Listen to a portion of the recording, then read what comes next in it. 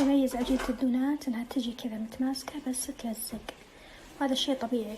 خلاص الحين ادهن يدي شوية زيت واشيلها واحطها هنا واخليها تتخمر.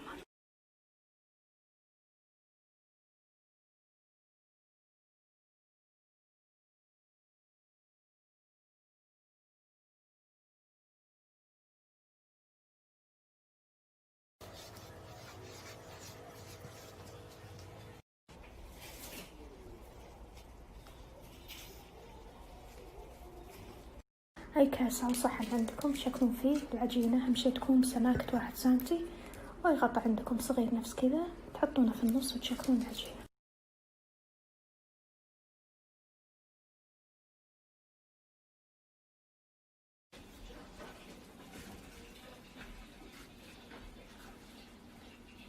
حاول أشيلها شوي شوي عشان ما يطلع الهواء اللي فيها. بسم الله. نبدأ نحطها بالزيت، الزيت يكون ساخن بس مو حار حيل. إذا شفتي الدونات كذا صارت مرة مشدودة كأنها تبي تنفجر، معلي على التعبير، خلاص نبدأ نقلبها.